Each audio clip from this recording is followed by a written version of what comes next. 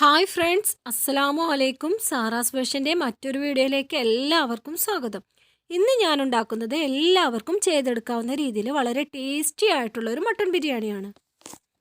അപ്പം മട്ടൺ ബിരിയാണി ഉണ്ടാക്കുന്നതിന് വേണ്ടിയിട്ട് മട്ടണും അരിയും ഒരേ അളവിലാണ് എടുത്തിരിക്കുന്നത്. 1.5 കിലോ മട്ടണിലേക്ക് 1.5 കിലോ ബസുമതി റൈസാണ് ഉപയോഗിച്ചിരിക്കുന്നത്. ആദ്യം നമുക്ക് അരി ഒന്ന് കഴുകി കുതിർത്താൻ വെക്കാം. അത് കുതിർന്ന് വരുമ്പോഴേക്കും നമ്മുടെ മട്ടൺ മസാല റെഡിയാക്കിയെടുക്കാം. അപ്പോൾ മട്ടൺ മസാല റെഡിയാക്കുന്നതിന് വേണ്ടി ഞാനിവിടെ ഒരു ഉരുളി എടുത്ത് വെച്ചിട്ടുണ്ട്. ഇതിലേക്ക് സൺഫ്ലവർ ഓയിൽ ഒഴിച്ചു കൊടുക്കാം. പിന്നെ ഒരു 7 വലിയ ഉള്ളി അരിഞ്ഞ് വെച്ചിട്ടുണ്ട്. ഇതൊന്ന് വറുത്ത് കോരിയിട്ട് നമുക്ക് മാറ്റി വെക്കാം. ഏകദേശം ഒരു ഗോൾഡൻ ബ്രൗൺ നിറാകുമ്പോൾ നമുക്കിത് കോരിയെടുക്കാം. നല്ല ഡാർക്ക് നിറാകരുത്, അങ്ങനെ വന്നാൽ ഒരു കയ്പ്പ് ടേസ്റ്റ് ആയിരിക്കും ഉണ്ടാവുക. ഈ ഉള്ളി വറുത്തെടുത്തതിൽ 1/4 ഭാഗം നമ്മൾ മാറ്റി വെക്കും. ഇത് നമ്മുടെ മട്ടൺ മസാല ഉണ്ടാക്കുന്നതിലാണ് ഇട്ട് കൊടുക്കുന്നത്. ഇങ്ങനെ ചെയ്യുമ്പോൾ നല്ലൊരു ടേസ്റ്റ് ആയിരിക്കും ഉണ്ടായിരിക്കുക മട്ടൺ ബിരിയാണിക്ക്. എല്ലാവരും ഇതുപോലെ ഒന്ന് ട്രൈ ചെയ്യണം ഇനി ഉണ്ടാക്കും. അപ്പോൾ നമ്മുടെ ഉള്ളി വറുത്തെടുത്തത് കോരിയെടുക്കുകയാണ്. ഇതുപോലെ നന്നായി എണ്ണ എല്ലാം കളഞ്ഞ ശേഷം വേണം ഇത് കോരിയെടുക്കാം. ഇനി എണ്ണയിലേക്ക് അണ്ടിപ്പരിപ്പ് മുന്തിരി ഇട്ട് കൊടുത്ത് കോരിയെടുക്കാം. ആദ്യം തന്നെ മുന്തിരി കോരിയെടുക്കണം, അല്ലെങ്കിൽ അത് പെട്ടെന്ന് കരിഞ്ഞു പോകും. ഇനി നമുക്ക് ഈ ഓയിലിൽ തന്നെ മട്ടൺ മസാല ഉണ്ടാക്കാം. അതിനുവേണ്ടി 6 വലിയ ഉള്ളി അരിഞ്ഞത് ഇട്ട് കൊടുത്ത് നന്നായി വഴറ്റിയെടുക്കാം. പിന്നെ നമ്മൾ ഈ വെള്ളിയുള്ളി നന്നായി വഴന്ന ശേഷം മാത്രമേ മസാലയിലേക്കുള്ള ഇൻഗ്രീഡിയൻസ് ചേർത്ത് കൊടുക്കാൻ പാടുള്ളൂ. ആദ്യം വറുത്ത് കോരി എടുത്ത് വെച്ചിട്ടുള്ള ആ വെള്ളിയുള്ളിയുടെ ഏകദേശം ആ ഒരു നിറം എത്തുന്ന വരെ ഇത് വഴറ്റിയെടുക്കണം.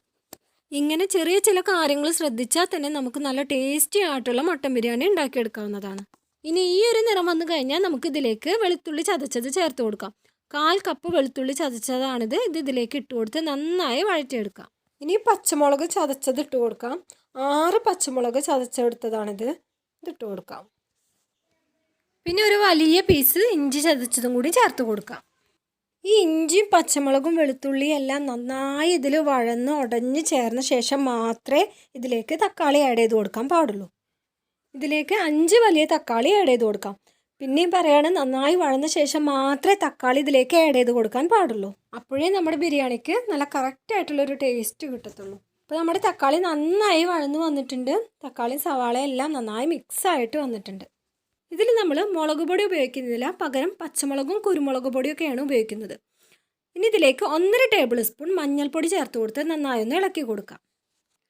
ഇനി നല്ലൊരു ടേസ്റ്റിന് വേണ്ടിയിട്ട് 3 തണ്ട് കറിവേപ്പിലയും കൂടി ഇട്ട് കൊടുത്ത് നന്നായി ഒന്ന് യോജിപ്പിച്ചെടുക്കാം. ഇനി ഇതിലേക്ക് മട്ടൺ ചേർത്ത് കൊടുക്കാം. 1.5 കിലോ മട്ടൺ കഴുകിയെടുത്ത് വെച്ചിട്ടുണ്ട്. ഇതിലേക്ക് ഇട്ട് കൊടുത്ത് നന്നായി ഇളക്കി കൊടുക്കാം. അപ്പോൾ പലരും പെട്ടെന്ന് റെഡിയായി കിട്ടാൻ വേണ്ടിയിട്ട് കുക്കറിലാണ് ഉണ്ടാക്കുന്നത്. മട്ടൺ പെട്ടെന്ന് വെന്ത് കിട്ടില്ല എന്ന് കരുതിയിട്ടാണ് അങ്ങനെ ചെയ്യുന്നത്. ഞാനിവിടെ ഉരുളിയിലാണ് ഉണ്ടാക്കുന്നത്, വിറകടുപ്പിൽ ഉരുളിയിലാണ് ഉണ്ടാക്കുന്നത്. ഇനി ഇതിലേക്ക് ആവശ്യത്തിന് ഉപ്പ് ചേർത്ത് കൊടുത്ത് നന്നായി ഒന്ന് ഇളക്കി കൊടുക്കാം. അപ്പം നന്നായി എല്ലാം ഒന്ന് മിക്സായ ശേഷം ഇത് വേവിച്ചെടുക്കുകയാണ് ചെയ്യുന്നത്. ഇതിലേക്ക് ഞാൻ വെള്ളമൊന്നും ആഡ് ചെയ്ത് കൊടുക്കുന്നില്ല, തന്നെ ചെറിയ തീയിലിട്ട് വേവിച്ചെടുക്കുകയാണ് ചെയ്യുന്നത്. ഇത് ചെറിയ തീയിലിട്ടിട്ട് മൂടി വെച്ച് വേവിക്കുമ്പോൾ തന്നെ മട്ടണിൽ നിന്ന് ഒരുപാട് വെള്ളം വരും.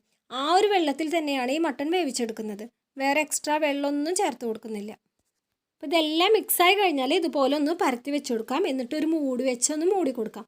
എന്നിട്ട് ഇതിൻ്റെ മുകളിൽ വല്ല കനമുള്ളതോ അല്ലെങ്കിൽ എന്തെങ്കിലും ഒരു ക്ലിപ്പോ എന്തായാലും കുഴപ്പമില്ല, അത് വെച്ചിട്ടൊന്ന് അടച്ചിട്ട് കൊടുക്കാം. അപ്പോൾ എയർ അധികം പുറത്ത് പോകണ്ടെന്ന് കരുതിയിട്ട് ഒരു കനമുള്ള കല്ലും കൂടി അതിന് മുകളിൽ ഞാൻ വെച്ച് കൊടുത്തിട്ടുണ്ട്. അപ്പോൾ അരി വേവിച്ചെടുക്കാനുള്ള വെള്ളം വെച്ചിട്ടുണ്ട്. ഇതിലേക്ക് ഉപ്പ് ചേർത്ത് കൊടുക്കാം. ഞാനിവിടെ കല്ലുപ്പാണ് ഇട്ട് കൊടുക്കുന്നത് കേട്ടോ.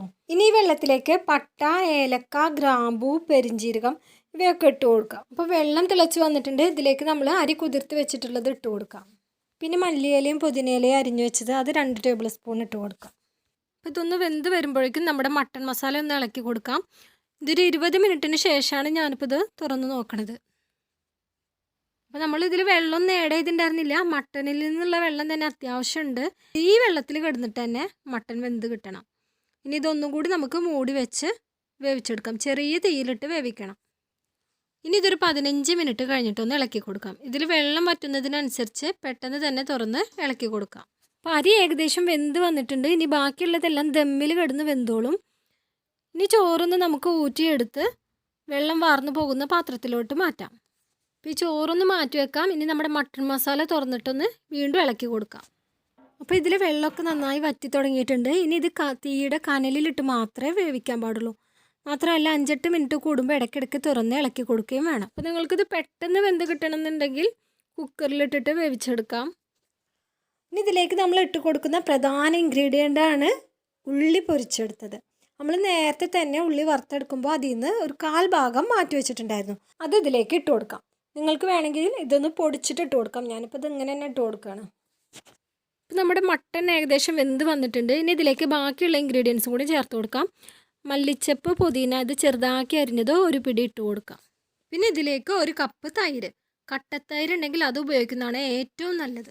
ഉള്ളി വറുത്തെടുത്തതും മല്ലിയിലയും പുതിനയിലയും ഒക്കെ കൂടി നന്നായി മിക്സായി വരുമ്പോൾ തന്നെ നല്ല മണമായിരിക്കും, കഴിക്കാനും നല്ല ടേസ്റ്റി ആയിരിക്കും. പിന്നെ 1 ടീസ്പൂൺ നല്ല ജീരകം വറുത്ത് പൊടിച്ചതാണ്, അതൊന്ന് ഇതിൻ്റെ മുകളിലൊന്ന് ഇട്ട് കൊടുക്കാം.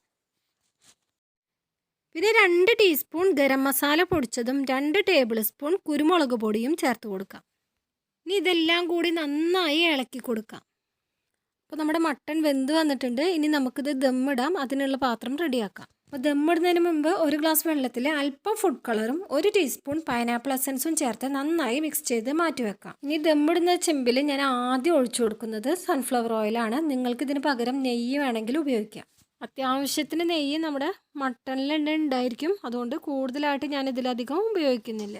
ഇനി ഇതിലേക്ക് നമുക്ക് റൈസ് ഇട്ട് കൊടുക്കാം. 1 ലെയർ റൈസ് ഇട്ട് കൊടുത്തിട്ട് അടുത്ത ലെയറിലാണ് നമ്മൾ മട്ടൺ ഇട്ട് കൊടുക്കുക. ഇങ്ങനെ മട്ടൺ റൈസിൻ്റെ മുകളിലേക്ക് നന്നായി പരത്തി വെച്ച് കൊടുത്ത ശേഷം നല്ല ജീരകം വറുത്ത് പൊടിച്ചത് 1 ടീസ്പൂണും ഗരം മസാല 1 ടീസ്പൂണും കുരുമുളക് പൊടി 1.5 ടീസ്പൂണും ഇട്ട് കൊടുത്ത് പിന്നെ മല്ലിയില പുതിനയില ഇത് ചെറുതാക്കി കട്ട് ചെയ്തത് ഇതിൻ്റെ മുകളിൽ ഇട്ട് കൊടുക്കാം. പിന്നെ നേരത്തെ എടുത്ത് വെച്ചിട്ടുള്ള ഉള്ളി വറുത്തതും കൂടി ഇതിൻ്റെ മുകളിലോട്ടൊന്ന് ഇട്ട് കൊടുത്ത ശേഷം അതിൻ്റെ മുകളിലേക്ക് റൈസും കൂടി ഇട്ട് കൊടുക്കാം. ഇനി കോഴി പൊരിച്ചതും അണ്ടിപ്പരിപ്പ്, മുന്തിരി, മല്ലിയില, പുതിനയില അരിഞ്ഞതൊക്കെ ഇതിൻ്റെ മുകളിലൊന്ന് ഇട്ട് കൊടുക്കാം. വീണ്ടും ഈ റൈസിന് മുകളിലേക്ക് കുരുമുളക് പൊടി 1.5 ടീസ്പൂണും നല്ല ജീരകം വറുത്ത് പൊടിച്ചത് 1 ടീസ്പൂണും ഗരം മസാല 1 ടീസ്പൂണും കൂടി ഒന്ന് വിതറി കൊടുക്കാം. ഇനി ഇതിൻ്റെ മുകളിൽ കുറേശ്ശെ നെയ്യ് തൂവി കൊടുക്കാം. പിന്നെ ഗ്ലാസ്സിൽ നമ്മൾ നേരത്തെ തയ്യാറാക്കി വെച്ചിട്ടുള്ള ഫുഡ് കളറിൻ്റെയും പൈനാപ്പിൾ എസൻസിൻ്റെയും ആ ഒരു മിക്സ് ഇതുപോലെ ഒരു അപ്പക്കോര് വെച്ച് ഇങ്ങനെ ഒഴിച്ചു കൊടുത്തു കഴിഞ്ഞാൽ എല്ലാ ഭാഗത്തേക്കും എത്തിക്കോളും. ഇനി ഒരു മൂടി വെച്ച് ഇതൊന്ന് അടച്ചു വെച്ച് കൊടുക്കാം. നമ്മുടെ ഈ പാത്രത്തിൻ്റെ അടിഭാഗത്തും മുകളിലുമായിട്ട് തീക്കനലുകൾ ഇട്ട് കൊടുക്കണം. ഇതിൻ്റെ എയറൊന്ന് പുറത്ത് പോകാതിരിക്കാൻ 4 സൈഡിലൊന്ന് ക്ലിപ്പ് ഇട്ട് കൊടുക്കുക, അല്ലെങ്കിൽ മൈദ വെച്ച് ഒട്ടിച്ച് മൂടി വെച്ച് അമർത്തി കൊടുക്കുക. ഏകദേശം 1/2 മണിക്കൂർ ദമ്മിലിട്ട ശേഷം നമുക്കിതൊന്ന് ഓപ്പൺ ചെയ്ത് നോക്കാം. ആഹാ, നമ്മുടെ മട്ടൺ ബിരിയാണി റെഡി ആയിട്ടുണ്ട്. നിങ്ങൾ തീർച്ചയായും ഇങ്ങനെ ഒന്ന് ട്രൈ ചെയ്ത് നോക്കണം. ഇതിൻ്റെ രുചി ഒരിക്കലും നാവിൽ നിന്ന് മാറില്ല, അത്ര ടേസ്റ്റിയാണ്. അപ്പോൾ എൻ്റെ വീഡിയോ നിങ്ങൾക്ക് ഇഷ്ടപ്പെട്ടെങ്കിൽ ലൈക്ക് ചെയ്യുക, സബ്സ്ക്രൈബ് ചെയ്യുക, ഷെയർ ചെയ്യുക. മറ്റൊരു നല്ല വീഡിയോയുമായി നമുക്ക് വീണ്ടും കാണാം.